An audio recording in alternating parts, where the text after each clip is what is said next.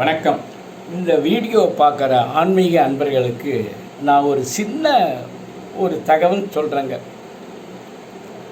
அதாவது கடவுளில் எல்லா கடவுளை விட நரசிம்மர் தாங்க ரொம்ப. ஏன்னா அவர் நாளைன்றதை இல்லாமல் அன்றைக்கே கொடுத்துடுவாருங்க.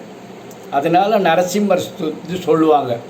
அடுத்தது ஒரு சுவாதி நட்சத்திரத்துக்கும் நீங்கள் உங்கள் எந்த ஊரில் இருக்கிறீங்களோ அந்த ஊரில் இருக்கிற நரசிம்மரை போய் பார்த்து வழிபடுங்க, நல்லது நடக்கும்.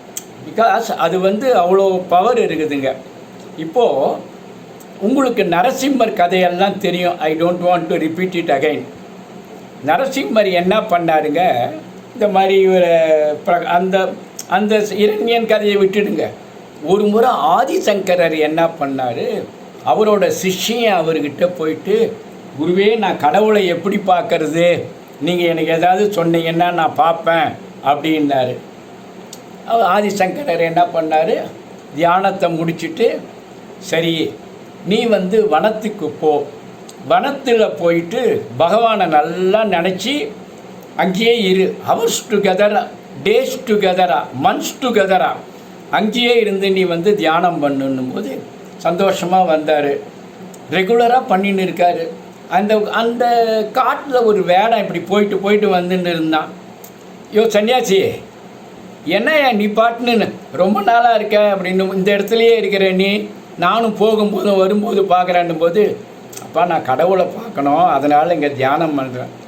இந்த வனத்தில் இருக்கார். ஆனால் ஆமாம், அவர் எப்படி இருப்பார் சொல்லுன்னும் போது, இவனுக்கு என்னடா இம்சை பண்ணுறானான்ட்டு, அவர் தலை சிங்கமாக இருக்கும், உடம்பு மனுஷனாக இருக்கணும் போது, சரி இரு நான் அப்போ பார்த்து இருந்தால் கூப்பிட்டு வரேன்ட்டு அவர் என்ன பண்ணார், ஆதிசங்கரோட சிஷ்யன் ஆரம்பிச்சிட்டாருங்க.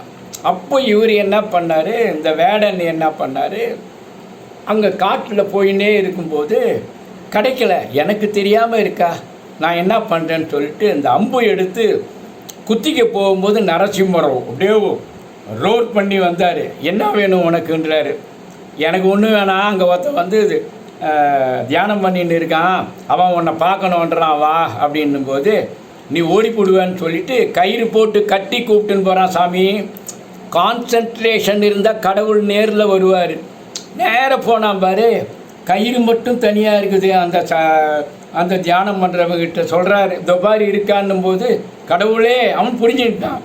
என்ன இது மாதிரி பண்ணுறிய, நன்றி, தேங்க்ஸுன்னா. என் மூஞ்சி காமினா இப்போ காமிக்க மாட்டேன், இந்த பிறவியில் உனக்கு கிடையாதுன்னார். நன்றி, வணக்கம்.